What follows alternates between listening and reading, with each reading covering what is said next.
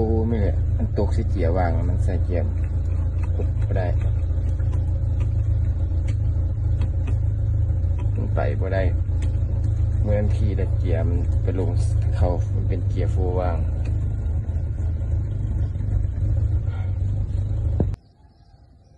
วิดีโอด้านนอก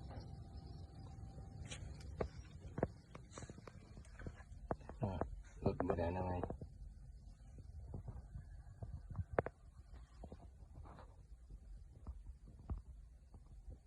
บ่นั่ง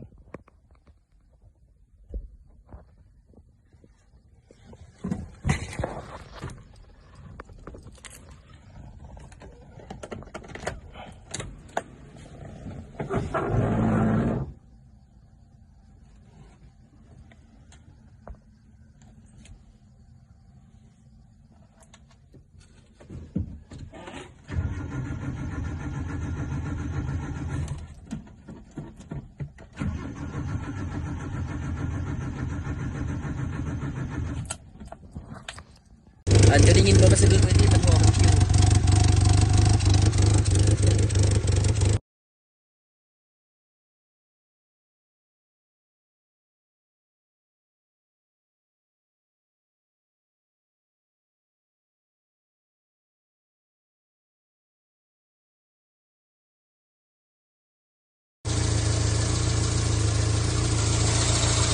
จัดทีเรียกนี่เหรอจัด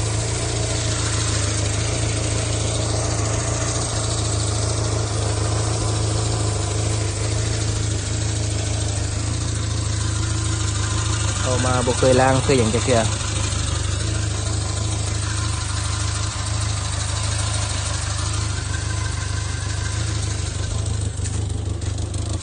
อันจะได้ยินมาสะดุดมันนี่ติ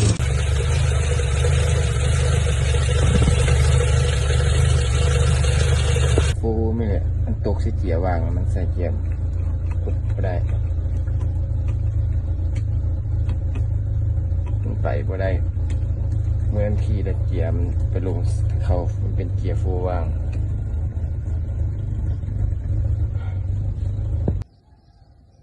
วิดีโอด้านนอก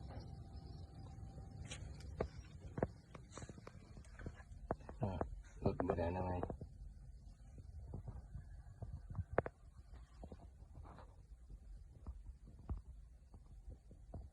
บ่นั่ง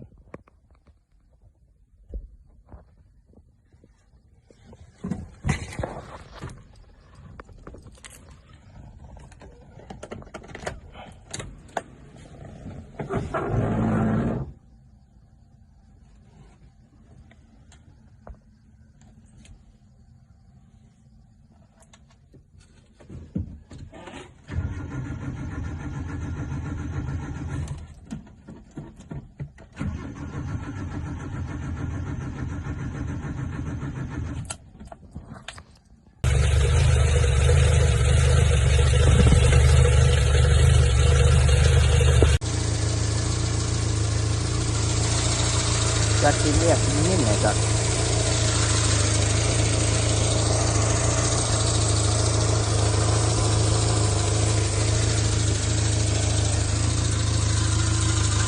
เอามาบ่เคยล้างเคยอย่างจะเกลือ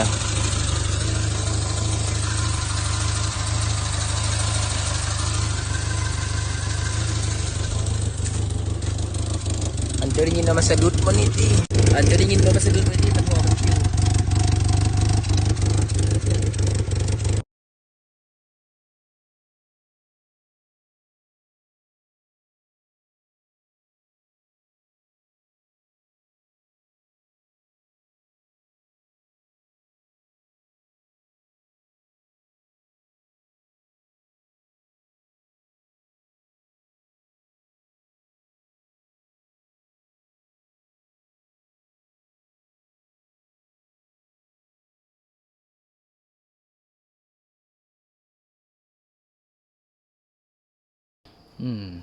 ว่าอะไรคันมีน้ำมันเกียร์นะบ่เอาแพงบันดอกเฮ็ดอันนั้นก็ซื้อเข้าแล้วว่าเอาแพงเดี๋ยวนี้เกียร์คาโฟ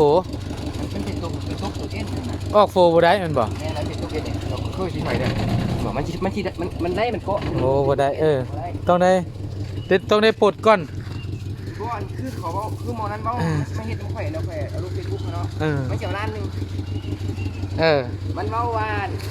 ข่อยบ่เคยเปลี่ยนน้ำมันเกียร์เพราะรถก็บ่เคยน้ำมันเครื่องก็ยังบ่เคยเปลี่ยนเลย